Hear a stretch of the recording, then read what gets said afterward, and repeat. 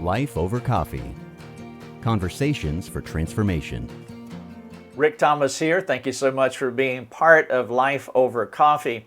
I am going through my book, The Cyber Effect, and I would love for you to get a free copy in our store. Just go out there. There's no hitch whatsoever. You can have a copy of that book and all of our free digitals. You're welcome to them. But in this cyber effect, I am laying out 8 specific effects of how the internet, the social media, technology impacts our lives. In chapter number 1, I talked about real world effects. In chapter number 2, I talked about the identity effect. In chapter number 3, I talked about the stranger on the train effect. And then in number 4, I talked about the disinhibition effect. In cyber effect number 5, that was the sanctification effect. And then the last chapter, number 6, was the blue light effect. Well, here we are in number 7 of 8, and it's the accountability effect. And all of these adverse cyber effects, they do beg the question, when is the best time to give your child a phone? Now, of course, part of that discussion centers on the type of phone that you want to give your child. But then the other part of the discussion centers on the kind of child that you have. There's not a magic age that every child in the family gets a phone when they turn this particular age, because all the children's maturity levels are different. Maybe God has regenerated one and not the other. You want to consider their personalities. Some children are leaders, others are easily influenced, others are followers, easily tempted. Some will have a dull conscience, some will have a sensitive conscience, maybe a child has a hard conscience. And so it could be a practical choice if you want your child to have a flip phone at an early age. If it's a smartphone, then you need to make a few sober assessments about the maturity level of your child and the accessibility options that you want your child to have. If your child has to have a smartphone because all his peers have one, then you will feed his pre-existing addiction to fear of man if you give him one. By the way, the addiction of peer pressure, codependency, the Bible calls it the fear of man. And many times parents struggle with the fear of man or the fear of child, and they do not want to tell their child no. Both parent and child could struggle this way, and that could be detrimental to the child's ongoing spirituality. Is it wise to give your child a phone so he won't feel out of step with his peer group? Think about that question. Is there wisdom there? It seems illogical. For example, if his peers were using drugs, would you buy him weed so that he could fit in with his peer group? Do you want to provide him with a false god where his ability to feel good about himself is actually connected to his phone, not to Sovereign Lord? His phone becomes the controlling entity in his life. Wouldn't it be better to identify and isolate the heart idolatry and teach your child how he can have a bigger God, much bigger than his phone?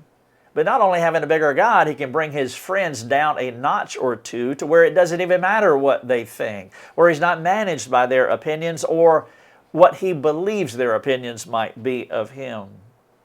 Wouldn't it be better that he does not succumb to the control of what he and his friends have? My appeal here is to don't feed his addiction, but help him to overcome the desires so that he can be Christ-like. He may hate you now. Many children probably would, and maybe hate's too strong of a word, but he will be angry at you now, but he will love you much later, especially if the Lord gets hold of his heart. The best time to give a son or a daughter, but I'll talk about sons here specifically, a smartphone, is when he is mature enough to resist all temptation to porn. That is the best time to give him a phone, when he can resist pornography. When you know that pornography is not an issue in his mind or his life, you can think about giving him a device that is only one click away from more sexually explicit content than any generation before him could ever imagine or access. The best time to give your daughter a phone, a smartphone, is when she does not have to be on social media. Doesn't have to be. She's not interested in those platforms, what they offer and how they suck you into the black hole of false intimacy. If she had instead wanted to build real world relationships, then she's in a great place. And it would be unwise to put anything in her path that would deter this good desire of building real world relationships. If she would rather relate in cyberspace than in the real world, then you already have a problem that may need outside intervention. This cyber effect, number 7, is called the accountability effect. Question number 1, does your child have a phone? What are the biblical grounds for giving him or her one?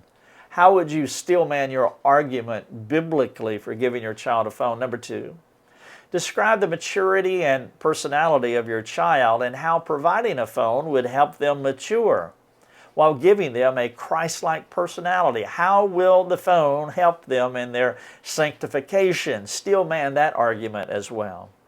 Number 3, why is peer pressure so intense at a young age? What is the solution? And how is giving a phone to a child struggling with the fear of man a good idea? Can you make a case for that? Number 4, what about the fear of man of the parent? Do you need to address your fear of disappointing your child? If so, why does your kid have that kind of power over you? Why is your child big and God is so small that your child and what your child wants manages you? Number 5. What would be a biblical reason to put something so tempting before a child that could easily entice them into a lifetime of addiction and relational dysfunction? Cyber effect number 7, the accountability effect. Thank you so much. Thanks for joining us. Learn more and get access to other resources at lifeovercoffee.com.